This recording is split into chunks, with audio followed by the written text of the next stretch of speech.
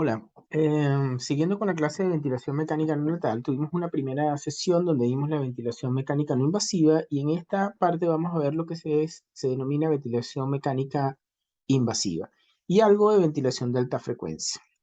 Realmente es difícil tratar de explicar la ventilación mecánica neonatal en apenas dos clases. Sin embargo, lo interesante sería que se podría volver a ver la clase, escucharla con atención y indagar en otros sitios sobre lo que es la ventilación mecánica. Yo trataré de hacerlo lo más sencillo para que podamos llevar esta clase con más facilidad.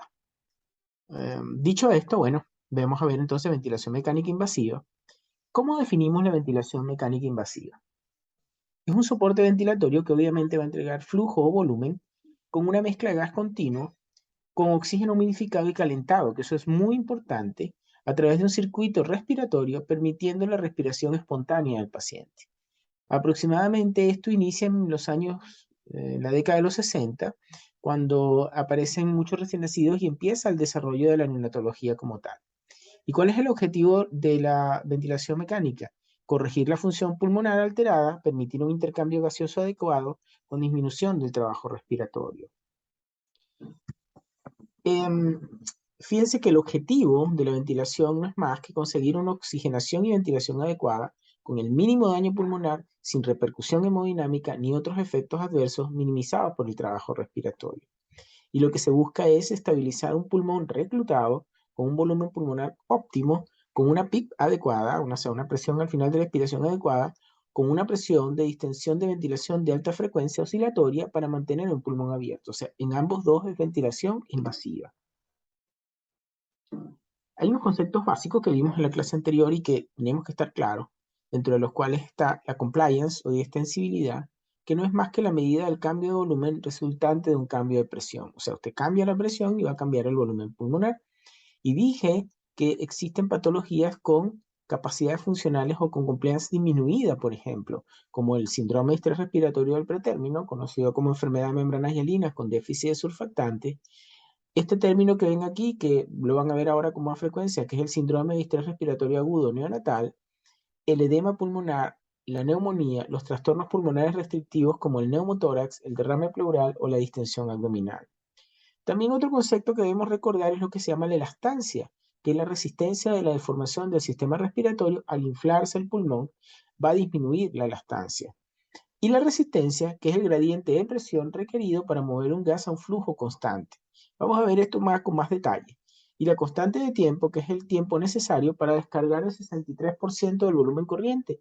Y dijimos que el volumen corriente es la cantidad de aire que entra y sale en una respiración normal. Y la constante de tiempo es la multiplicación de la compliance o de la distensibilidad por la resistencia. Aquí tenemos algo más de la compliance o distensibilidad porque es básico que es lo que vamos a hacer en el ventilador mecánico. Y tenemos que si vemos aquí, por ejemplo, el pulmón de un niño sano, fíjense como 1 centímetro de agua mueve 3 a 5 milímetros de el volumen pulmonar. Pero fíjense lo que pasa en la enfermedad de membrana hialina. Con el mismo centímetro de agua, con 1 centímetro de agua apenas mueve de 0,5 a 1 ml. ¿Por qué? Porque esto tiene una capacidad funcional residual disminuida con una distensibilidad disminuida. Si lo vemos en la curva de presión-volumen, vamos a ver que esto va a llevar a que haya una capacidad funcional residual disminuida. ¿Y qué es eso? Recordemos que la capacidad funcional residual no es más que el volumen de aire que queda después de una respiración normal. Y entonces vamos a tener baja capacidad funcional residual, por ejemplo, cuando hay atelectasia, esta es la capacidad funcional residual normal, o cuando hay sobredistensión. Y fíjense, capacidad funcional residual disminuida favorece la atelectasia donde se necesita generar reclutamiento alveolar por tendencia al colapso. Esto es lo que ocurre más o menos en una enfermedad de membrana hialina o en el SDR del prematuro o incluso en una neumonía.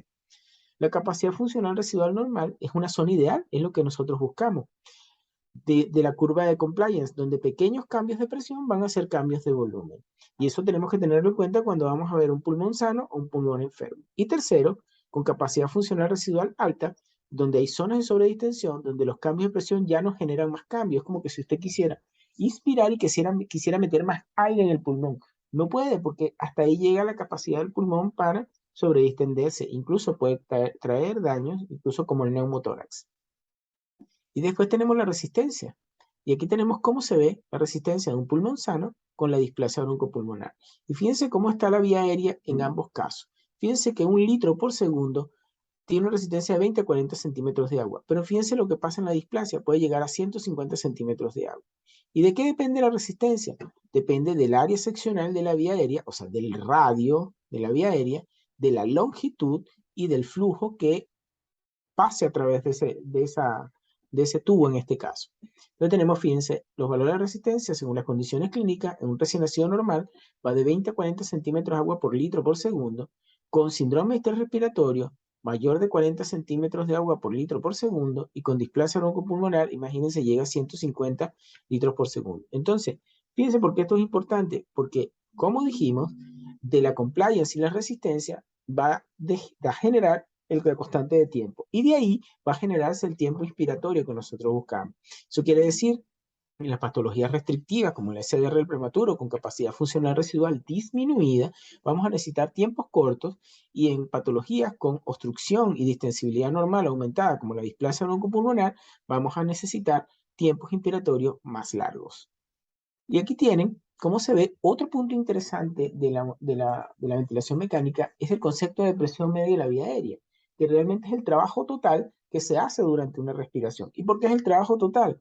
Porque fíjense que depende del tiempo inspiratorio, ¿verdad? De la presión inspiratoria, del tiempo inspiratorio, del tiempo expiratorio y de la suma de todo eso. Y fíjense que aquí tenemos cómo podríamos modificar la presión media de la vía aérea en un ventilador. Primero, aumentando el flujo. Fíjense que lo podemos aumentar aquí. Segundo, aumentando la presión inspiratoria máxima. Tercero, aumentando el tiempo inspiratorio. Cuarto, aumentando el PIB. Fíjense que este PIB es más basal y aquí estamos aumentando el PIB. Y quinto, también podríamos disminuir el tiempo expiratorio o aumentando la frecuencia respiratoria. Y fíjense que cómo se ve la presión media es la presión que genera todo el trabajo respiratorio. Y aquí está la ecuación de cómo se calcula. Y la presión media de la vía aérea se calcula con esta ecuación. PIM por tiempo expiratorio más PIB por tiempo expiratorio sobre tiempo inspiratorio más tiempo expiratorio. Entre los conceptos básicos, que finalmente es lo que queremos con el ventilador, está la ventilación alveolar, y que no es más que la tasa de aire que alcanza los sitios de difusión, o sea, donde se produce la hematosis, el intercambio de gases, que es lo que finalmente nosotros queremos lograr con la ventilación mecánica. Y otra cosa que debemos tener en cuenta es este concepto, que es el espacio muerto. Es el sitio donde no se realiza intercambio gaseoso, o sea, donde no hay hematosis, y puede dividirse en espacio muerto anatómico, ¿verdad? Que es ocupado por las vías aéreas de conducción, por ejemplo, la laringe o la tráquea, y el espacio muerto alveolar, que son todos aquellos alveolos donde no están adecuadamente perfundidos y donde no se realiza intercambio gaseoso. Entonces, la ventilación alveolar también es una ecuación donde se multiplica la frecuencia respiratoria por la diferencia entre el volumen corriente menos el volumen o espacio muerto. Cuando tenemos un ventilador mecánico, convencional, debemos tomar en cuenta los elementos que influyen en la oxigenación y en la ventilación. Y oxigenación va a venir reflejada por la presión arterial de oxígeno y la ventilación por la presión de dióxido de carbono.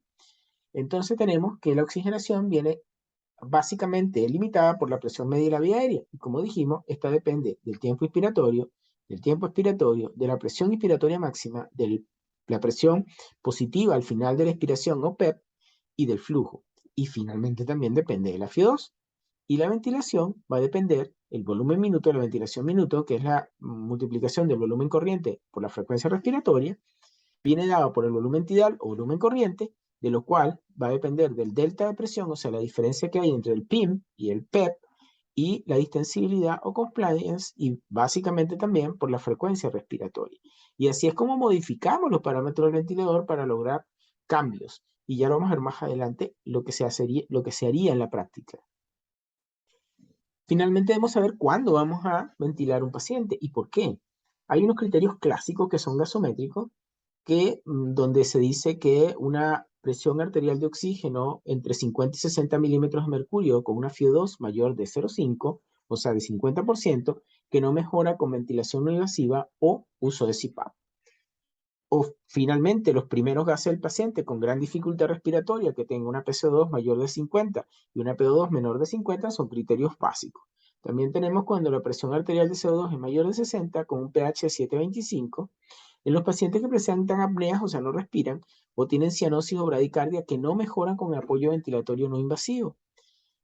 El test de Silverman-Anderson, mayor de 6 puntos, que eso es un test donde se mide el quejido, el tiraje intercostal y subcostal, la retracción sifoidea, el aleteo nasal y el asincronismo tóraco-abdominal. Si es mayor de 6 puntos, obviamente la dificultad respiratoria es severa y necesita apoyo ventilatorio. Que haya inestabilidad hemodinámica o shock, que haya trastornos neurológicos como un estatus convulsivo o patología muscular, y obviamente en el apoyo ventilatorio durante y post cirugía. Otros conceptos que debemos tener en cuenta cuando usamos el ventilador es que esto pues, obviamente va a producir daño porque no es la manera espontánea como un niño respira. Y podemos producir injuria pulmonar por ventilación mecánica o también conocida como BILI, o sea, lesión pulmonar inducida por el ventilador. Y de ello tenemos cinco conceptos básicos. Es el más nuevo, pero básicamente se conoce el barotrauma, que es el daño pulmonar inducida por una presión excesiva, lo que lleva a producir neumotórax, neumomediastino o neumopericardio. Tenemos el volutrauma, que es el daño pulmonar inducido por un volumen corriente muy elevado.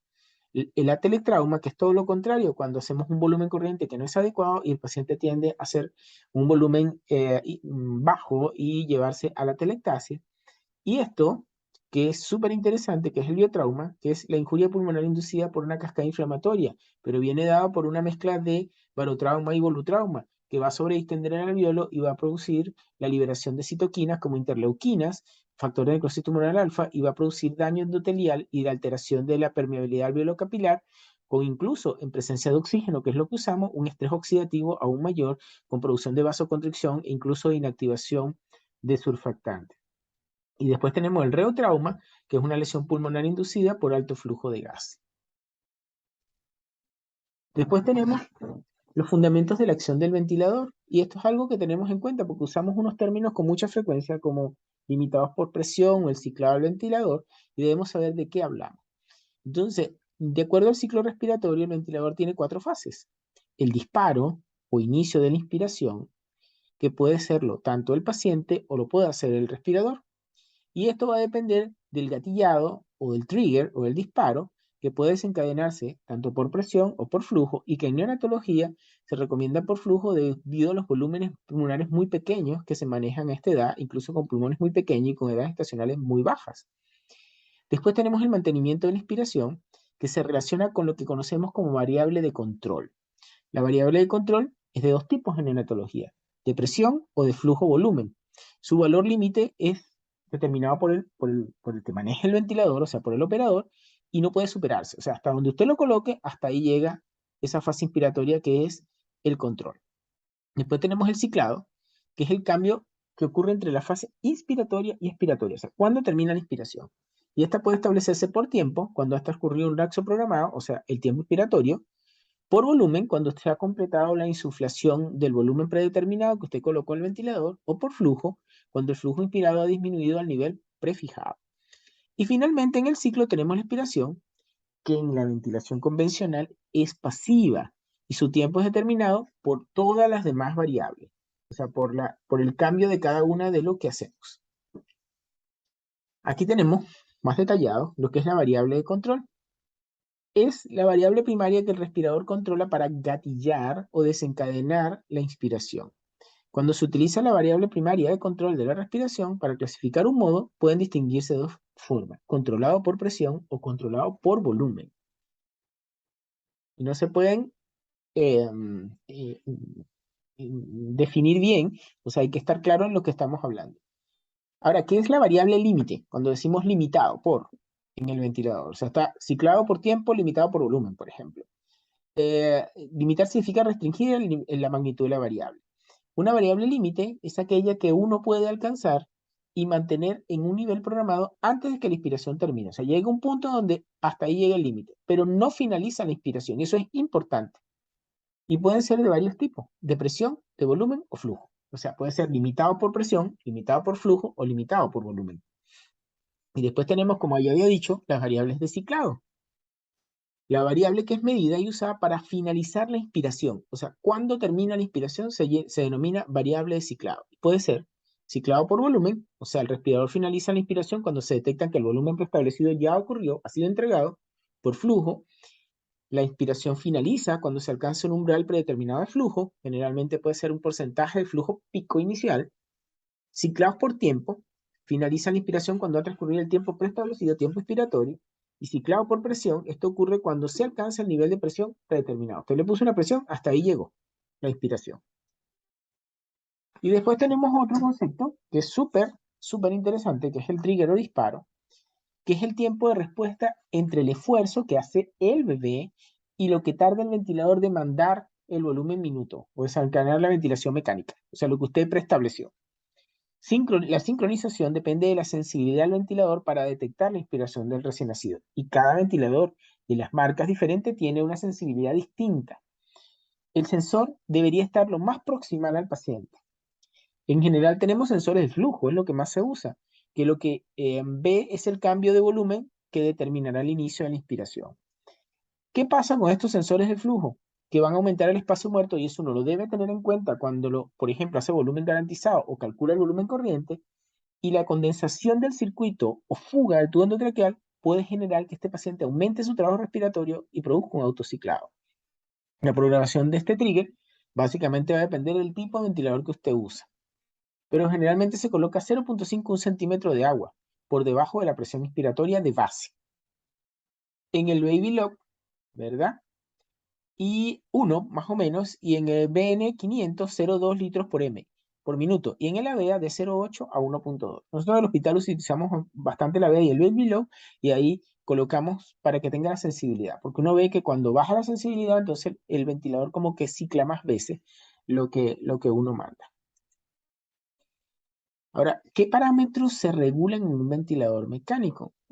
Obviamente podemos controlar o podemos ver, regular la presión inspiratoria máxima o presión inspiratoria pico, el PEP o presión positiva al final de la expiración, el tiempo inspiratorio, el tiempo expiratorio, la frecuencia respiratoria, el flujo, la FiO2, que es la fracción inspirada de oxígeno, el volumen corriente, el trigger o disparo y la presión media de la vía aérea, que es la sumatoria total. Eso no lo modificamos en el ventilador, pero está ahí cuando vemos la pantalla del ventilador.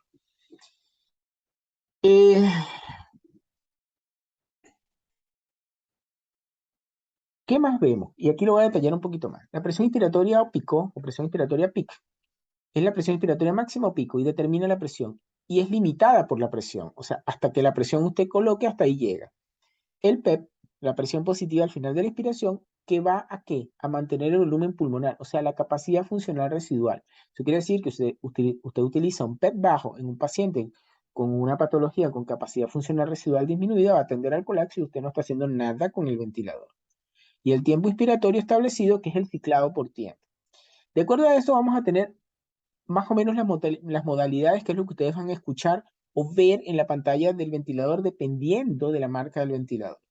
Y tenemos el TCLP, en la cual es controlada por tiempo y limitada por presión. Eso quiere decir que la variable control es el tiempo inspiratorio y la limita la presión hasta que llegue a un punto de presión.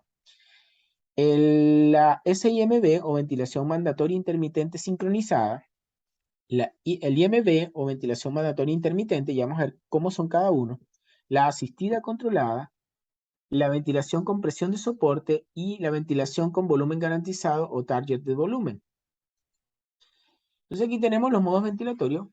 Es la manera o forma por la cual el ventilador inicia o termina la fase inspiratoria de ciclado. De esto se denomina modo.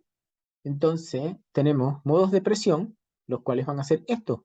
El TSLP, o sea, Time Control Pressure Limited, o sea, controlado por tiempo y limitado por presión. La presión ventilatoria controlada de volumen, la presión de soporte. Después tenemos, perdón, esta significa ventilación controlada por presión y presión de soporte.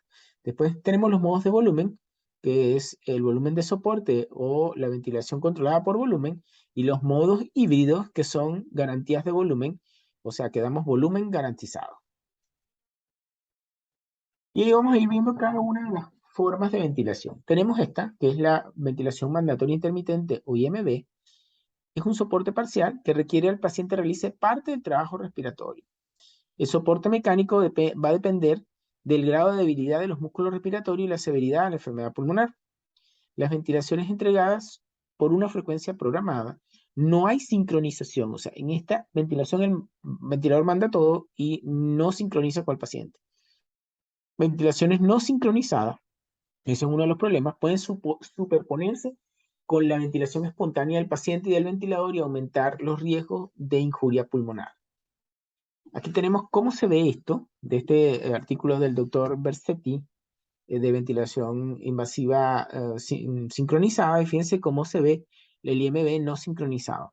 Fíjense que aquí vemos cuáles son los efectos que da. Baro y volutrauma, atelectrauma, reotrauma, injuria pulmonar con hemorragia intraventricular o leucoencefalomalacia periventricular y exacerbación de la hemorragia intracraniana.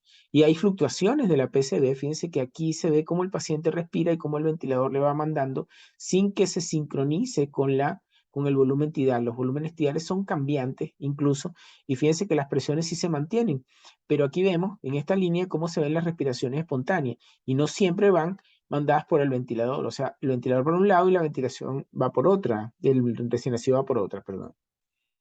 Después tenemos la ventilación mandatoria intermitente sincronizada, que es la más usada, es la SIMB. Es una modalidad limitada por presión y ciclada por tiempo. Asiste a la ventilación en forma programada. O sea, usted coloca una frecuencia respiratoria, pero es sincronizada con el esfuerzo del recién nacido. ¿Qué pasa? Si el recién nacido no respira en un momento determinado o el esfuerzo es muy bajo, el respirador va a entregar una respiración gatillada por tiempo, de acuerdo a la frecuencia respiratoria que usted le coloque. Debido a que las respiraciones espontáneas disminuyen la presión pleural, la ventilación mandatoria intermitente, ¿verdad? La ventilación mecánica invasiva disminuye la presión intratorácica, comparándola con la ventilación mecánica convencional, y puede, por lo tanto, aumentar el gasto cardíaco. Eso sería una ventaja de este tipo de ventilación. Y es una de las más usadas realmente en neonatología. Y aquí tienen cómo se sincroniza, o sea, los dispositivos para sincronizar. Tenemos un tubo orogástrico con un sensor diafragmático que es efectivo, pero no siempre está disponible, es muy caro. Después tenemos el sensor de flujo, que es esto, un cable que se calienta y que mide el flujo. Su respuesta es corta, pero puede incrementar el espacio muerto. Eh, y tenemos la cápsula abdominal, la cual tiene como efectos que tiene artefactos de movimiento que pueden producir autociclado. Tenemos esta, que la vimos en ventilación invasiva, ¿verdad? En ventilación de alta frecuencia no invasiva incluso, y es el NAVA o la ventilación asistida ajustada neuronalmente. Y aquí lo que se hace es que se coloca un sensor que va en el esófago y va a medir básicamente la respuesta eléctrica del diafragma para que se gatille la ventilación. Las ventajas es que la sincronización siempre va a disminuir a pesar de que haya alteración del tubo endotraqueal, y tiene niveles más bajos de presión inspiratoria pica con una mejor intercambio gaseoso. Y posiblemente tiene menos requerimientos de la sedación porque básicamente cada vez que el niño va a respirar, el ventilador lo ayuda como que si lo hiciera él de manera más fisiológica, ¿verdad? Aquí vemos cómo se ve la sincronización intermitente mandatoria, y fíjense que este es un ventilador de nosotros. Aquí realmente todas las ventilaciones las está haciendo el ventilador y no hay respiración espontánea. En general lo que se ve es que fíjense que aquí hay una respiración espontánea, y esta es la ventilación que manda el ventilador, que inicia el recién nacido, por lo menos en este caso, y el ventilador lo asiste. Después tenemos esta forma, que es el asistido controlado, donde todo esfuerzo ventilatorio es asistido por el ventilador. O sea, el niño comienza e inmediatamente el ventilador manda una ventilación. Es limitada por presión y ciclada por tiempo. El ventilador garantiza un mínimo de respiraciones en caso de apnea. Usted le coloca una frecuencia respiratoria, y si el niño no respira, el ventilador va a mandar esa frecuencia precolocada o predestinada. En caso de taquipnea, ¿qué pasa? Esto es uno de los problemas, que cuando está en asistido controlado y el paciente está agitado con mucha dificultad respiratoria, se va a generar un PIP inadvertido con un riesgo muy alto de barotrauma. O sea, ¿qué quiere decir eso? Que si, por ejemplo, el recién nacido está respirando 80 veces por minuto, va a recibir 80 asistencias ventilatorias y no va a permitir que el volumen corriente se descargue totalmente, y va a hacer como una especie de va sumando el volumen que queda en el ventilador hasta el punto de producir barotrauma y rotura alveolar. Si el trigger es muy sensible o hay agua en el circuito, también se va a producir hiperventilación con atrapamiento de aire y va a agitar al paciente. Y este es muy usado en caso de sedación o parálisis, ese tipo de ventilación mecánica. Y aquí tienen, fíjense, esto es un paciente de nosotros, estas son las respiraciones del paciente. Fíjense cómo las va asistiendo. Y aquí el paciente quedó en un laxo y el ventilador comenzó a mandar la ventilación. Y aquí vienen como en cada respiración el ventilador va mandando una ventilación total. Después tenemos esta otra forma que va unida, la vamos a ver, unida a la SIMB, que es la presión de soporte. Aquí también se asisten todas las ventilaciones del paciente, pero está ciclado por flujo. Se fijan las respiraciones de respaldo, que es lo que uno hace también, es una frecuencia de respaldo y un tiempo inspiratorio que es máximo. Pero aquí la presión de soporte la hace el bebé, puede generar tiempos inspiratorios muy cortos, porque es hasta donde llegue el paciente y donde termina el flujo que está predestinado, o sea, el soporte, con presión media labiaria baja y fracaso en muchos casos. Ahora, cuando se asocia a ventilación mandatoria intermitente sincronizada, esta presión de soporte va a apoyar esas ventilaciones espontáneas que hace el paciente y que no va a tener manejo del ventilador entre las mandatorias, cuando la frecuencia es baja, y así apoyan el esfuerzo respiratorio y alta resistencia del tubo endotraqueal. La presión de soporte en SIMB, que es como se fija, se puede fijar 30 o 50% del delta de presión. Me explico. Si la presión inspiratoria máxima es de 18 y el PEP es de 6, el delta de presión es 14 y el 50% sería 7, que es lo que damos de presión de soporte. Y ahora vamos a ver en un gráfico cómo ocurre. Aquí está. Fíjense, esto es sin presión de soporte. Este es el SIMB. Fíjense como aquí, lo que vemos aquí son respiraciones espontáneas, lo que está en rojo. Y fíjense como aquí está asistido por el ventilador totalmente y se produce un volumen corriente adecuado. Pero en este caso, fíjense que no se fija una presión de soporte y fíjense lo que ocurre. Esta respiración es básicamente inefectiva. No produce una buena ventilación. Y aquí se ve con presión cómo ocurre también, que es lo que en las zonas donde el ventilador manda. Pero cuando él lo hace, no hay cambios de presión. Después tenemos el volumen garantizado, disminuye el volutrauma. Esta es una forma que se ha usado con mucha frecuencia y más actual. Disminuye el volutrauma porque hace un volumen corriente más estable con menos biotrauma. ¿El ventilador qué hace? Va a comparar el volumen corriente exhalado por el recién nacido y va a ajustar su presión inspiratoria máxima arriba o abajo para lograr el volumen que usted colocó. Se mide el volumen corriente aspirado, medido por a través del sensor de flujo, para disminuir el efecto de fuga del tubo endotraqueal. Si la ventilación, si el volumen corriente excede el 30% del programado, el ventilador ajusta su válvula para evitar el exceso de volumen corriente. Eso es lo que va a ocurrir. Se programa un pin máximo, o sea, usted ve que en ese ventilador se parece un pin, pero no es lo que va a llegar a presión, sino lo que usted programa máximo que puede ocurrir. Y se hace más o menos 3 centímetros sobre la presión de trabajo que usted pudo observar. Aquí tenemos cómo funciona. Este es un ventilador de nosotros, fíjense que aquí está la presión, el SIMB con presión de soporte, y aquí vemos cómo, esto es de la gráfica anterior, fíjense cómo aquí están las ventilaciones que hace el paciente, y fíjense que si alcanza una presión más o menos adecuada. Y aquí también fíjense cómo está fijada la presión de soporte en 8, aquí también está fijada en 8, este es un ventilador Drager Baby Lock y este es un AVEA, en cada uno aparecen ventilaciones diferentes. Cuando usamos volumen garantizado, una de las cosas que debemos tener en cuenta es el volumen corriente que vamos a usar. Y debe estar entre 4 a 6 milímetros por kilogramo de peso. Pero siempre hay que tener en cuenta el espacio movimiento del sensor de flujo. O sea, 4 a 6 lo que usted quiere programar. Pero el sensor de flujo puede tener 1 o 1,5 ml por kilo más. Entonces, si usted le va a colocar 4, tiene que calcular que lo que va a colocar en el ventilador es 5,5 para que sea realmente 4. En caso, esto es si por ejemplo el paciente tiene un SDRL prematuro, pero si el paciente ya está en displasia broncopulmonar, se debe fijar un volumen entre 5 a 7 ml por kilo. No usar, y esto es una de las cosas que se ve con frecuencia, y que actualmente hay alguna controversia con el uso de este tipo de ventilación. En un principio se pensó que era muy, muy buena, y hay estudios donde mostró que disminuía el tiempo de ventilación, la displasia broncopulmonar, la mortalidad y todo, de verdad es así, es muy buena.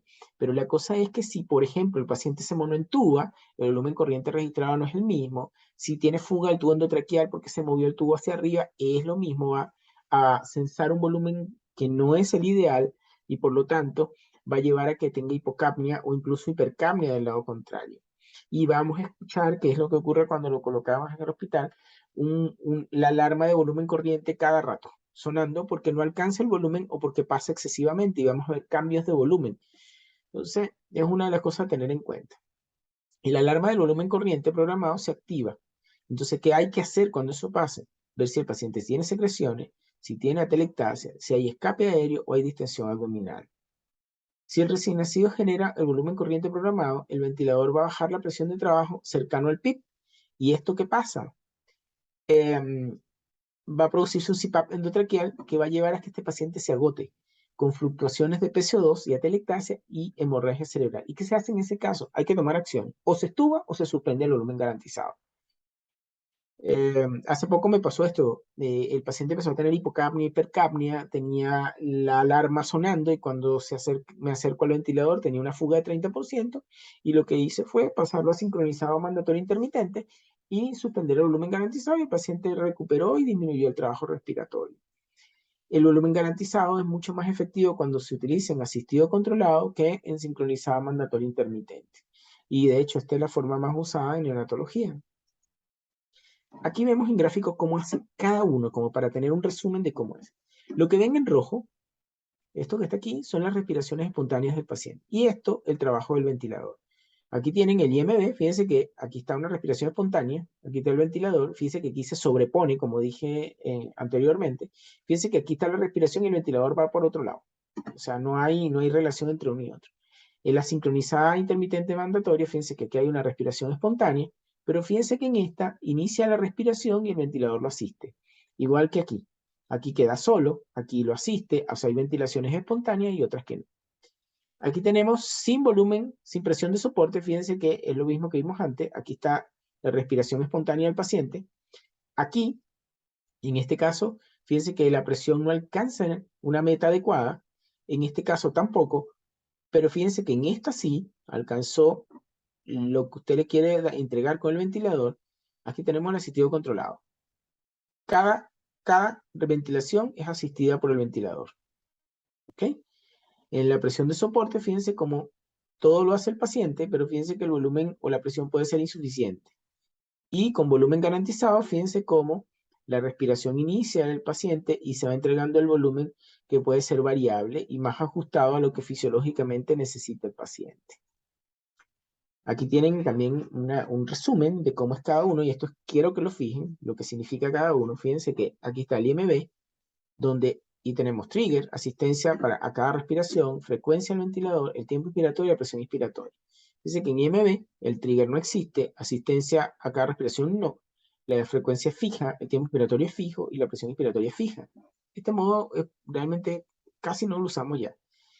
El sincronizado, fíjense que el trigger sí, la asistencia respiratoria en cada respiración no siempre, porque hay veces que sí, hay veces que no. La frecuencia del ventilador es fija, el tiempo inspiratorio es fijo y la presión inspiratoria es fija. En el asistido controlado, el trigger sí está presente, la asistencia en cada respiración, la frecuencia respiradora es variable, porque depende de lo que el paciente respire, el tiempo inspiratorio es fijo y la presión inspiratoria es fija. En la presión de soporte, hay trigger, sí, la asistencia en cada respiración sí, la frecuencia respiratoria también es variable por el paciente, el tiempo inspiratorio también es variable, aquí no es fijo, y la presión inspiratoria es fija. En el presión de soporte, la PCB más volumen garantizado, el trigger sí está presente, ¿verdad? Cada respiración sí, la frecuencia respiratoria es variable, el tiempo inspiratorio es variable y la presión inspiratoria es variable. Y aquí, de este artículo español, fíjense cómo también están los tipos, y esto lo traje porque hay ventiladores que son europeos que tienen esta nomenclatura, presión, ventilación controlada por presión, ¿verdad? Y fíjense que el inicio de la inspiración, en el IMB el respirador, la frecuencia respiratoria es el ventilador, y el tiempo inspiratorio también es el respirador. Todo lo hace el respirador. En ese IMB, el inicio de la inspiración la hace el paciente, la frecuencia ventilatoria la coloca el ventilador, y el tiempo inspiratorio el respirador también. En el asistido controlado, el inicio y la frecuencia lo hace el paciente y el tiempo inspiratorio el respirador. Y en presión de soporte lo hace todo el paciente. ¿Ok? Esto no me voy a detener en esto, pero aquí están las indicaciones de la conexión a ventilación mecánica. Ver, lo primero que hay que hacer cuando uno va a conectar un paciente a ventilación mecánica, ¿qué es? Preguntarse qué estoy ventilando, qué tipo de patología estoy ventilando. Y así entonces usted va a seleccionar la modalidad que usted quiera. Si toma asistido controlado, usted va a colocar parámetros que pueden ser de 18 a 20, PIB de 5 o de 6, dependiendo de la patología, con una frecuencia de respaldo de 30 a 40, con tiempo inspiratorio de 0 a 3. No siempre es así, pero es como una medida. Después quiere asistido controlado con volumen garantizado de 4 a 6 ml por kilo, PIN 3 centímetros sobre la presión de trabajo, que es la presión máxima, fijar alarma, controlar radiografía, que tenga 8 espacios intercostales, significa que el volumen está bien, y los gases. Optimizar parámetros y después hacer el winning. Sin volumen garantizado, una evaluación clínica de los parámetros y volúmenes, fijar alarma, control radiográfico, optimizar y hacer el winning y disminuyendo el PIN. Si usa sincronizado intermitente con presión de soporte, también 18 a 20, PIP en 5. Nosotros en el hospital generalmente si hay SDR de prematuro iniciamos con PEP en 6, ¿verdad? Y los tiempos inspiratorios depende también del volumen de la constante de tiempo, o sea, la extensibilidad y la resistencia, pero puedo utilizar tiempo de 0,3 a 0,4 con una presión de soporte de 350 del delta P. Con volumen garantizado, 4 a 6, PIN 3 centímetros del trabajo, fijar la alarma, hacer la radiografía, optimizar. Y aquí igual, evaluación clínica de parámetros y gases, fijar alarmas, control radiográfico, optimizar parámetros y hacer el pinning. Pero aquí en este caso lo primero que se hace es el pin y después disminuir la frecuencia por debajo de 30. Si tomamos ventilación mecánica sin volumen garantizado, debemos programar la presión inspiratoria máxima de 18 a 20 de pin máximo y evaluar la movilización del tórax, que es lo que se hace para ver el pin, hasta dónde moviliza el tórax, por lo menos 0,5 a 1 centímetro. Programación de la presión expiratoria final de la expiración, sea del PEP, que puede ser inicial de 5, pero puede ser entre 4 a 6. Ya como ya les dije, nosotros en el SR prematuro en el hospital usamos 6 centímetros de agua. El consenso SR del prematuro del año 2019 también más o menos lo cita entre 6 y 7 centímetros de agua. Y vamos a modificar de acuerdo a la radiografía de tórax y a los criterios clínicos. Los pacientes crónicos, por lo menos las displasias broncopulmonares, suelen utilizar PEP más altos. Incluso el consenso de displasia broncopulmonar de la Sociedad Iberoamericana de Neonatología fija entre 6 y 8 centímetros de agua el PEP cuando hay displasia broncopulmonar. Programación del tiempo inspiratorio máximo, según la patología y la constante de tiempo. Obviamente, las pacientes que tienen constantes de tiempos pequeñas, por ejemplo, los que tienen distensibilidad disminuida y resistencia también aumentada, por ejemplo, como el SR del prematuro, utilizamos tiempos cortos que pueden ser de 0,30, 0,35, 0,20, dependiendo de qué tan pequeño es el paciente incluso. Y 0,35 se ha visto que hay una buena relación con la disminución del ductus arterioso, por ejemplo. Constante de tiempos largos, ¿verdad? Pueden ser de 0,5 a 0,50, incluso puede llegar a 0,60 en displasia broncopulmonar y evaluar el tiempo inspiratorio máximo con la curva de flujo y volumen. Eso es importante. La programación de la respuesta de la frecuencia respiratoria entre 30 y 40 respiraciones por minuto, modificar la frecuencia respiratoria de acuerdo al volumen corriente o la presión de CO2 y volumen minuto, evaluar luego la programación de parámetros ventilatorios. Evaluar las mediciones entregadas al ventilador mecánico de acuerdo a que movilice un volumen corriente de 4 a 6, evaluar el volumen tidal espontáneo en la modalidad 6MB, y que el volumen minuto sea de 200 ml por kilogramo minuto, correlacionar con la PCO2, compliance normal o disminuida, resistencia normal o alta, si hay fuga en el tubo endotraqueal, si el PIN entregado y la frecuencia respiratoria del paciente, ver la radiografía, los gases y correlacionar la PCO2 con los gases arteriales y la medida transcutánea de PCO2. Si es con volumen garantizado, también es más o menos lo mismo, solo que aquí vamos a programar el volumen corriente, es más o menos lo mismo lo que se hace y evaluar de la misma manera. Y aquí la diferencia es que programamos un volumen corriente 4 a 6 ml por kilogramo de peso y acuérdense que la presión inspiratoria 3 o 4 3 centímetros de la presión de trabajo para establecer la PIN máxima. Y obviamente cuando uno conecta un paciente al ventilador tiene que tener unas metas. ¿Qué es lo que uno quiere lograr? Y esto es basado en lo que se ha visto o lo que ocurre con metaanálisis. Entonces, debería tener una meta de un pH normal de 7.25 a 7.35, incluso un poquito más bajo de lo normal, 7.35 a 7.45. Una PCO2 que esté entre 35 y 45, considerar hipercapnia permisiva con 55 milímetros de mercurio. Una presión arterial de oxígeno que estaba entre 60 y 80. No debemos permitir presiones arteriales de 100, de 200, de 150, porque va a producir estrés oxidativo y daño mayor que la patología que tiene de base. Saturación entre 91 y 96% y no debería estar nunca mayor de 98%. Se dice que en los términos podría ser de 88 a 92, pero realmente los estudios actuales dicen que tal vez disminuye la displasia, disminuye la enfermedad pulmonar crónica, pero aumenta la mortalidad. Otro punto que quiero que tengan claro es que también una saturación por debajo de 85% va a corresponder más o menos a una presión arterial de oxígeno de 55 milímetros de mercurio, lo que se ha correlacionado con una presión de oxígeno intracelular de 35 milímetros de mercurio, donde se pierde la fosforilación oxidativa, o sea, hay daño. Entonces, cuidado con el 85, pero también cuidado con el 98. Una presión arterial de oxígeno elevada favorece el estrés oxidativo y el daño, como ya les había dicho. ¿Y cómo evaluamos un recién nacido en ventilación mecánica invasiva? Primero, el aspecto general. ¿Qué vemos? El color, la actividad, el tono, la perfusión, la presión arterial media, la diuresis, el movimiento de tórax, el murmullo vesicular, si está sincrónico o asincrónico con el ventilador mecánico, o sea que está peleando con el ventilador, la saturación de oxígeno y la saturación transcutánea de PCO2, el NIRS, que es la saturometría cercana al infrarrojo, que mide la extracción fraccionada de oxígeno, los gases arteriales, la radiografía de tórax y un ecocardiograma funcional. ¿Y cómo analizamos los gases? Muchas veces la gente ve los gases y dice, ah, bueno, tiene una buena presión de oxígeno y tiene una buena PCO2, pero realmente hay mucho más detrás de eso y hay que evaluarlo.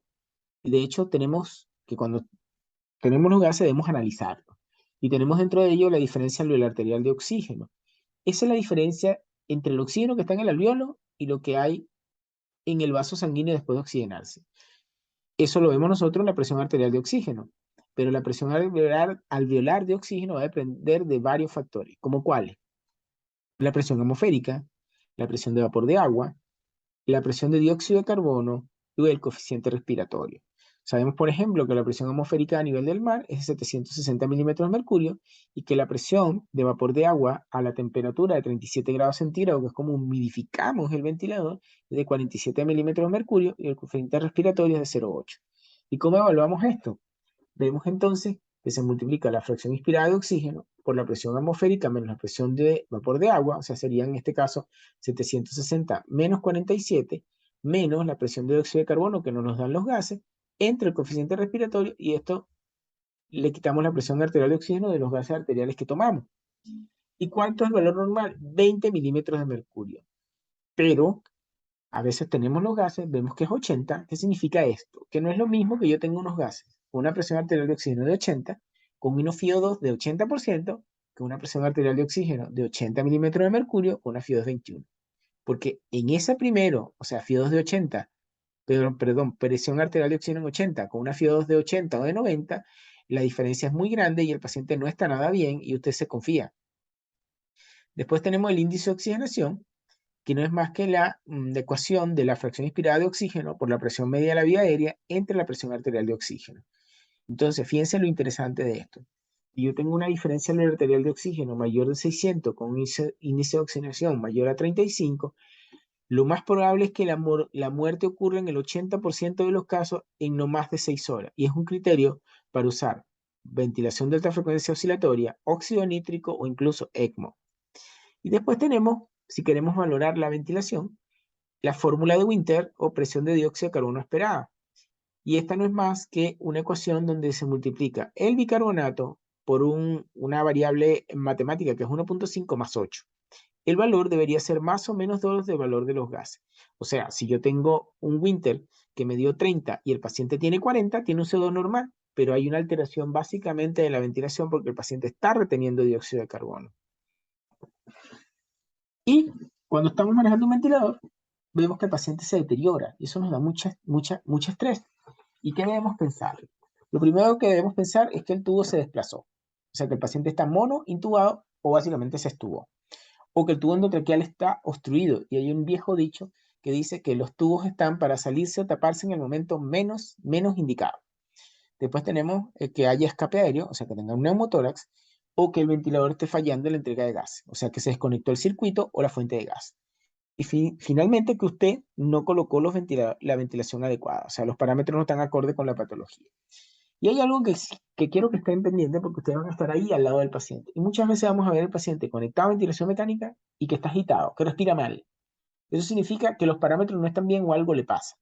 Pero por favor, no es una indicación para sedar al paciente. Primero hay que verificar qué le pasa, si estamos usando el PIN adecuado, si el volumen corriente es adecuado, si el tiempo inspiratorio es real, si está ajustada a la patología de base. ¿Okay? Y aquí tenemos cómo modifica cada uno de esos parámetros del ventilador, la oxigenación y la ventilación. Tenemos que si aumentamos mucho la presión de la vía aérea, tenemos una disminución del retorno venoso con colapso circulatorio. Si aumentamos la presión de dióxido de carbono, o sea, los gases tienen mucho CO2, hipercapnia, se puede producir vasoconstricción pulmonar y riesgo de hipertensión pulmonar o vasodilatación cerebral y riesgo de hemorragia. Y por el contrario, si tenemos la PCO2 baja, se produce vasoconstricción cerebral y daño cerebral también. Y el PO2 es un vasodilatador pulmonar, pero no se puede usar en exceso. El mejor signo de una correcta ventilación es que el paciente expanda adecuadamente el tórax y que los gases estén adecuados. ¿Qué pasa si no humidificamos bien? Fíjense todo lo que ocurre. Estructurales, tenemos pérdida de la función de obstrucción ciliar. Fisiológico, sequedad de la vía aérea y disminución de la defensa del sistema mucociliar. Y retención de secreciones. Podemos dañar la mucosa con destrucción mucociliar y espesamiento de secreciones, tapones mucosos, ulceración de la mucosa, viscosidad del moco, aumento de la atelectasia, pérdida de surfactante, aumento de la resistencia a la vía aérea y del trabajo respiratorio, alteración de la citología traqueal, disminución de la capacidad funcional residual, neumotoras, necesidad de oxígeno suplementario. O sea que hay que estar pendiente de si la temperatura debe estar entre 37 grados y que debe haber una humedad adecuada. O sea, se debe suministrar el gas a 37 grados y con 100% de humedad. Eso hay que tenerlo en cuenta. Ahora, ¿cómo modificamos los parámetros ventilatorios de acuerdo a los gases cuando los tenemos en la mano y que haya alteración? Si la meta deseada es disminuir el dióxido de carbono, debemos aumentar el PIB, disminuir el PEP y aumentar la frecuencia respiratoria. Lo que se hace generalmente, si usted tiene una presión que usted supone que está dentro del rango de lo que quiere, del PEP también, usted lo primero que hace es aumentar la frecuencia respiratoria, de repente se está quedando. Si usted quiere aumentar la presión de CO2, usted disminuye el PIB, aumenta el PEP y disminuye la frecuencia. Generalmente se disminuye la frecuencia. Y si usted ya disminuyó a un punto máximo, por ejemplo, la tiene ya en 20 y el paciente sigue con PCO2, entonces obviamente usted lo que tiene que hacer es disminuir el PIB y aumentar el PEP. Y disminuir la presión de oxígeno, usted va a disminuir el PIN, disminuir el PEP, ¿verdad? Y no cambia la frecuencia respiratoria porque no depende de eso, porque esto es oxigenación, no ventilación. Y si quiere aumentar la PO2, aumenta el PIB y aumenta el PEP. Aquí en resumen podemos ver, si usted quiere mejorar la oxigenación, o sea, aumentar la PO2, usted aumenta la presión de la media de la vía aérea. ¿Cómo lo hace? Aumenta el tiempo expiratorio, disminuye el tiempo expiratorio, aumenta la frecuencia respiratoria, aumenta la presión inspiratoria, aumenta el PEP y aumenta el flujo. O aumenta la FIO2. Generalmente esta es una de las primeras acciones, aunque cuidado con esto para no producir estrés oxidativo. Si usted quiere mejorar la ventilación, usted aumenta la ventilación minuto. ¿Cómo hace esto? Aumentando el volumen corriente, aumentando el delta de presión, y esto lo hace aumentando el PIM con PEP constante o disminuye el PEP con PIM constante. O quiere mejorar la distensibilidad, usted obviamente le pone surfactante. Y si quiere aumentar el volumen garantizado, usted aumenta 0,5 ml por kilo. Y lo que uno puede hacer de manera más rápida es aumentar la frecuencia respiratoria. ¿Cómo hace la estudiación el Winning?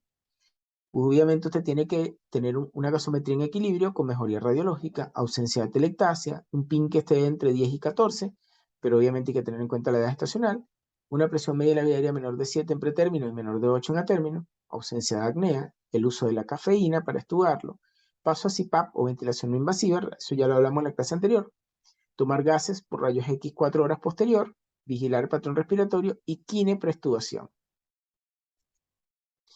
Después vamos a entrar ahora con este tema, que es la ventilación de alta frecuencia, ¿verdad? Que también es súper interesante y que cada día toma más relevancia, donde tenemos que saber cómo se produce fisiológicamente el intercambio gaseoso, porque es diferente que en la presión, en la ventilación mecánica convencional. Aquí una de las cosas importantes es la ventilación alveolar, la cual es directa a unidades alveolares situadas cerca del área proximal, es decir, hay mínimo espacio muerto. La mezcla de la masa de gas por aumento de convección de la vía aérea, hay circulación dentro del pulmón con diferentes constantes de tiempo. Esta mezcla de gas va a diferentes regiones del pulmón o interregionales y se conoce con el nombre de Pendelluft o fenómeno de Pendelluft. Aumenta la turbulencia y tiende a equilibrar las concentraciones de gas en la vía aérea de conducción, facilitando el intercambio de gas en las unidades alveolares distales. También puede haber aumento de la difusión del gas en las grandes y medianas vías aéreas producidas por la simetría de velocidad del flujo que tiene el ventilador en inspiración y expiración.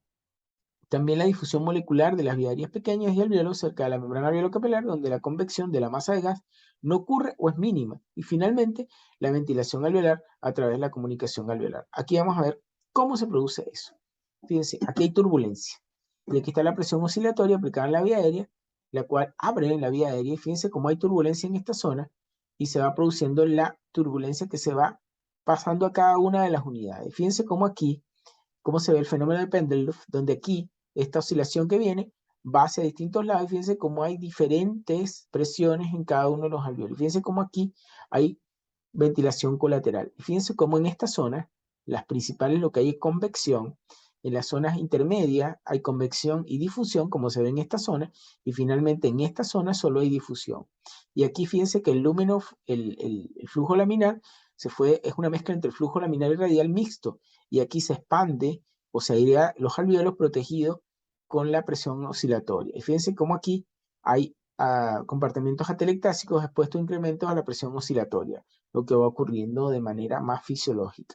Y aquí están los mecanismos, cómo se produce entonces la difusión de gas en cada uno de los lados. Fíjense que aquí, por ejemplo, hay flujo turbulento que va mezclando de manera radial. Y en los alveolos proximales, fíjense cómo va directamente a, a, a la vía aérea de los alveolos, produciendo la turbulencia dentro del alveolo. ¿Cuáles son los tipos de BAF? Tenemos lo que conocemos como BAFO, que es ventilación de alta frecuencia oscilatoria, donde el diafragma está en la vía exhalatoria, por ejemplo en el Drager, el BN500, el Drager Babylock 8000, el diafragma está en la vía inspiratoria como en el Fabian, en el SL500 del Sensor Medics, de pistón, en el Hummingbird B, en jet, el Banal Light Pulse Jet Ventilator y el interruptor de flujo o Infant Start. Y aquí tenemos más o menos para que vean, fíjense que aquí están los tipos, el oscilatorio, en jet y el interruptor de flujo. Fíjense que el ajuste de la amplitud es directo, aquí es indirecto, aquí es indirecto, la relación inspiración-expiratoria es directa en el oscilador e indirecto en el inductor, o sea, usted lo coloca, la expiración puede ser 1 a 1 a 2, aquí es 1 a 6 y aquí es 1 a 5. Eso es importante para el tipo de ventilador que vamos a usar. Aquí el atrapamiento aéreo es activo, aquí es pasivo y aquí es pasivo. La frecuencia respiratoria aquí es mínima, aquí es mayor y aquí es mayor. El volumen corriente aquí es de 600 a 900, de aquí es 300 a 420 y aquí a 400 a 600. El espacio muerto en un oscilador es de 1 a 2 ml, que es la de la vía aérea, 2 a 5 ml en el Life Pulse Funnel y 2 a 4 en el Infant Start. Y fíjense que generalmente los osciladores de uso neonatal y pediátrico, el oscilador y los otros, en general, ahorita se está hablando algo de jet en recién nacidos prematuros. Y una de las cosas interesantes es que en el oscilador la expiración es activa y en esta la expiración es pasiva. Eso es importante tenerlo en cuenta. Y aquí tenemos las indicaciones de BAF. ¿Cuándo vamos a colocar un BAF? Cuando haya falla respiratoria aguda refractaria a la ventilación que usamos antes, la convencional. Cuando el índice de oxigenación sea mayor de 15, con PIN muy alto mayores de 22 en recién nacidos prematuros, o un índice de oxigenación mayor de 20 o PIN muy alto mayor de 25 en una término. O sea, si usted ya está usando estos PIN es porque ya sobrepasó. Los pacientes candidatos a ECMO, cuando hay escape aéreo, enfisema intersticial, neumotórax, fístula broncopleural, neumopericardio, o cuando hay hipertensión pulmonar persistente primaria o secundaria a síndrome de aspiración meconial o a hernia diafragmática congénita. Esto hay un trabajo interesante del doctor Conduri sobre esto. Aquí tenemos, fíjense que aquí la presión de la vía media de la vía aérea es esto que ustedes ven aquí. Estas son las curvas en el BAF. ¿qué se ve? La amplitud, que es lo que vemos aquí, ¿ok? Es la distancia que hay de aquí a aquí. Representa la amplitud de la curva. Después tenemos el volumen tidal de alta frecuencia entregado, que es esto que queda aquí, la frecuencia respiratoria, que es esto que va aquí, y la presión media de la vía aérea, que fíjense que en este caso no oscila, como vimos en la gráfica anterior, sino que es lineal. De hecho, usted ve que esto es como un movimiento más suave de la presión media de la vía aérea y el trabajo respiratorio. ¿Cuáles son los parámetros iniciales? Eso es interesante que lo sepamos cuándo y cómo lo vamos a colocar. La frecuencia. En el Baby Lock, la frecuencia sería de 5 a 10. Como guía orientativa, deben utilizarse de entrada 9 a 10 Hz para recién nacidos con peso al nacimiento inferior a 1000 gramos y entre 7 y 9 Hz hasta los 2000 gramos. Y entre 5 y 7 Hz para los de 3000 gramos.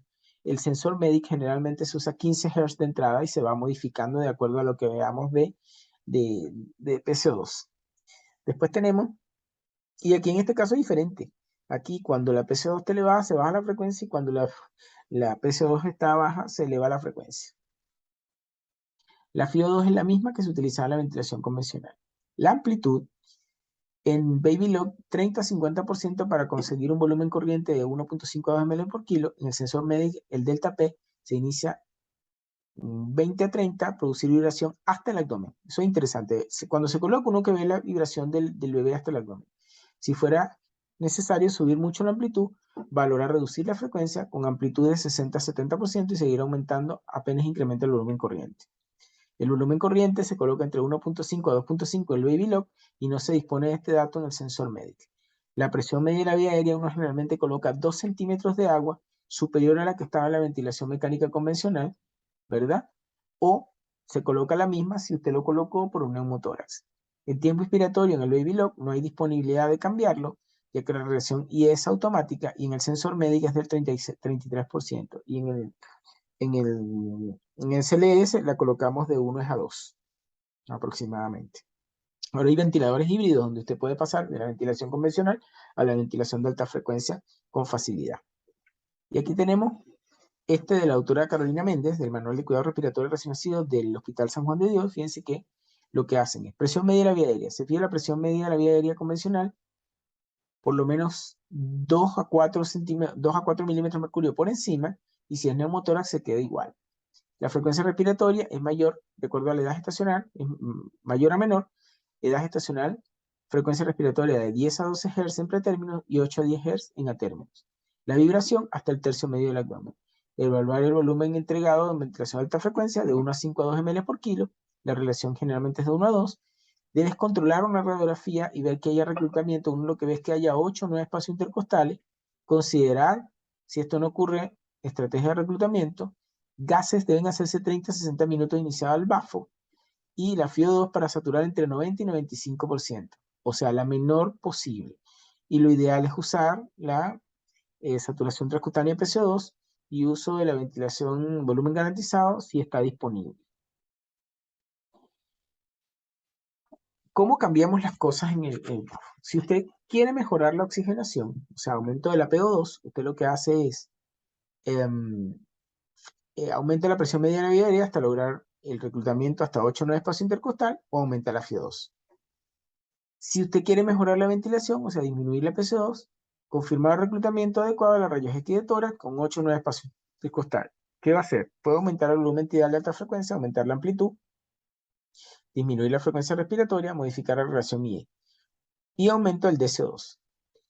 Y el DC2 es equivalente a la ventilación minuto convencional. ¿Cómo se saca? Volumen tidal entregado por ventilación por frecuencia respiratoria. En recién nacido, con respiraciones espontáneas, el mínimo de CO2 es de 60-80 ml por metro cuadrado por kilogramo, mililitros por kilogramo por segundo, perdón, y con respiración espontánea de 40 a 60 ml, o sea, en los recién nacidos más grandes. ¿Y cómo manejamos el ventilador en bafo? Si hay hipoxia, usted aumenta la FiO2, aumenta la presión media de la vía aérea, tal vez el pulmón está desreclutado, o disminuye la presión de la vía aérea porque está hiperinsuflado. O sea, esto hay que tenerlo en cuenta. Si hay hiperoxia, usted disminuye la FiO2 y disminuye la presión media de la vía aérea. Si hay hipercapnia, usted tiene que ver si hay obstrucción de secreciones, si hay cambios de la compliance por sobredistensión o se desreclutó, aumentar el volumen tidal de ventilación de alta frecuencia, aumentar la amplitud y disminuir la frecuencia respiratoria. Si hay hipocapnia, disminuir el volumen, disminuir la amplitud y aumentar la frecuencia, disminuir la frecuencia respiratoria con volumen garantizado y disminuir la de CO2. Fíjense que cuando hay hipocapnia, se aumenta la frecuencia. Y si hay hipercapnia, se disminuye la frecuencia. Es al revés que en la ventilación convencional. Hiperinsuflación, disminuir la presión media de la vía aérea si lo tolera. Y si hay hipotensión, disminuir la presión media de la vía aérea y apoyo con drogas vasoactivas. Muchas veces esto al final lo tenemos que hacer cuando utilizamos BAFO. ¿Y qué debe manejar la enfermería o la matrona? Debe registrar en su hoja la presión media de la vía aérea, la FIO2, la frecuencia, la amplitud seteada y entregada, el volumen tidal de entregado, el volumen tidal seteado y la de CO2 entregada. ¿Cuándo se realizan las aspiraciones en BAFO? Solo en caso necesario. O sea, que haya disminución de la vibración del tórax, probablemente el tubo está tapado, que el volumen de entrega está disminuido o el de CO2 entregado está disminuido, y si hay secreciones visibles o audibles. ¿Y cuáles son los errores que se cometen? Que el reclutamiento pulmonar sea inadecuado, que haya desreclutamiento pulmonar por desconexión accidental o programada o por aspiraciones, para aspiraciones, perdón, disminución rápida de la presión media de la vía aérea sin recuperación de la estabilidad alveolar intrínseca, no disminuir la presión media de la vía aérea con mejoría marcada de la oxigenación, o sea, con FIO2 menor de 50, de 0,50, disminución excesiva de la presión media de la vía aérea menor de 7 centímetros de agua, o daño de la vía aérea por incorrecta humidificación. ¿Y cómo se retira? Retirar gradualmente el apoyo favoreciendo la respiración espontánea. Oxigenación. Primero disminuir la FIO2 según objetivo de saturación. Si la FIO2 es menor de 50, comenzar la disminución de la presión media de la vía aérea, correlacionar con saturación y control radiográfico. Y ventilación, modalidad BAF más volumen garantizado, puede ser necesario disminuir el volumen corriente a 1.5 a 2 cuando el volumen garantizado utilizado para lograr una PSO normal es demasiado alto o mayor de 2.5. La frecuencia respiratoria no es necesaria modificarla. Idealmente mantener 8 a 10 Hz para lograr la amplitud que se entrega cercana a 20 centímetros de agua en volumen garantizado. ¿Cuáles son las complicaciones? Que usted tenga una presión media de la vía aérea elevada, lo que disminuye el retorno menos hipotensión. Esto pasa con mucha frecuencia. Que la presión media de la vía aérea es insuficiente y el paciente, en vez de producir el fenómeno de Pendelluft, produzca telectasia, que haya escape aéreo, neumotoras por hiperinsuflación excesiva, que haya hemorragia intracraniana o leucoencefalomalacia periventricular por efecto de la hiper o la hipocapnia, y que haya daño traqueal por humidificación inadecuada. Fíjense cómo se modifican aquí los parámetros. Si usted quiere modificar la oxigenación, aumente la presión media de la vía aérea, evitar sobredistensión, aumente el PIP.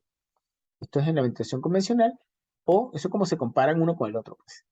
Aumenta el PIP, o la presión inspiratoria máxima, y la FIO2. Si usted quiere eliminar dióxido de carbono, aumenta el volumen minuto, aumenta el volumen corriente, aumenta el PIP y aumenta la frecuencia. Y en BAFO, fíjense lo que ocurre. Si usted quiere mejorar la oxigenación, aumente la presión media de la vía aérea, aumente la FIO2 y aumente la frecuencia. Si quiere eliminar el volumen corriente, aumenta el volumen corriente, aumenta la amplitud, y fíjense lo que hace aquí, se disminuye la frecuencia, no se aumenta. Y aquí tienen cómo se hace como un resumen de lo que se hace finalmente, ¿no? Fíjense que aquí tienen como un bebé está en CPAP nasal de 4 a 6 centímetros de agua. Si tiene hipoxia con FIO2 igual a 1, aumentará hasta 8 centímetros, y finalmente se pasa aquí a ventilación convencional con sincronizada intermitente mandatoria, con parámetros iniciales. Y aquí lo que se ve es que si esto falla, se pasa a BAFO, si falla, se pasa a ECMO, y si mejora, todo lo contrario, se pasa a CPAP nasal. O sea, esos son los modos de ventilación. Y esto quise dejarlo al final porque es algo que a veces cuesta un poco, que es las posturas cuando se ventila un paciente. Y sabemos que la ventilación en prono tiene muchísimas ventajas. ¿Por qué? Porque fíjense que en este bebé, fíjense, esta es la forma adecuada, donde hay liberación abdominal y debe haber soportes de cintura escapular y pélvica. Fíjense como el abdomen aquí está libre. Fíjense que lo que produce son estabilización de la vía aérea, mejora de la relación ventilación-perfusión, mejora de la oxigenación, de la mecánica respiratoria, homogeniza la distribución de la ventilación con mejoramiento del reclutamiento alveolar, aumenta el volumen pulmonar y reduce las regiones atelectásicas y disminuye la lesión pulmonar asociada a ventilación. O sea, importantísimo tener esto en cuenta cuando vamos a manejar un paciente en ventilación mecánica. Y aquí lo tienen también, los beneficios de la posición en prono en decúbito ventral. Miren, aumenta la capacidad funcional residual por mayor replegamiento alveolar y mejor distribución del volumen corriente y la presión positiva al final de la expiración. Mejora movilidad diafragmática de las vísceras abdominales, menor compresión sobre el diafragma. Mejora la sincronización de los movimientos toracoabdominales, menor peso en las estructuras mediastínicas. Fíjense lo que hace. Redistribuye el flujo sanguíneo a zonas mejor ventiladas, mejorando la ventilación-perfusión y disminuyendo el cortocircuito intrapulmonar. Mejora el gasto cardíaco, aumentando la PO2 en sangre venosa mezclada. Aumenta el reclutamiento alveolar de los alveolos colapsados por el cambio de gradiente gravitacional de la presión pleural en relación al desplazamiento cardíaco y diafragmática. Mejora el drenaje de secreciones bronquiales sin alterar los parámetros hemodinámicos ni pulmonares. Y esto finalmente son los avances o lo que hay de la evidencia sobre los soportes ventilatorios neonatales. Yo no me voy a detener en esto, pero fíjense que están cada uno, fíjense que aquí está la ventilación de alta frecuencia con volumen garantizado, el volumen de la ventilación, un metaanálisis con 20 estudios randomizados comparando el volumen garantizado con los modos de presión limitados por presión. Se vio una disminución de la mortalidad y la displasia oncopulmonar en menores de 36 semanas de gestación. Y fíjense que los targets de saturación bien ajustados, ¿verdad? Se encontró una disminución de la displasia y del ROP, ¿verdad? Pero también se encontró en el estudio de Neopren que, aunque disminuía la enterocolitis necrotizante, aumentó la mortalidad. Entonces, fíjense que lo más seguro es mantener entre 91 y 95%. Eso es lo ideal. ¿Ok? Y después tenemos que ahora los ventiladores más modernos tienen la FIO2 automatizada, donde usted coloca eso y cuando el paciente se baja la saturación, el ventilador le manda más oxígeno. ¿Ok? Y esto es algo con lo que empecé la clase anterior. Y fíjense este bebé abandonado, con una cantidad de tubos y cables por todos lados, y este bebé que puede estar en ventilación, en este caso no invasiva, y acompañado de sus padres, tocándolo y alrededor de él. Esta es la imagen que nosotros deberíamos permitir, porque debemos humanizar un momento tan difícil para el recién nacido y mucho más para los padres, donde este binomio madre-hijo y padre-hijo es tan importante. Muchísimas gracias.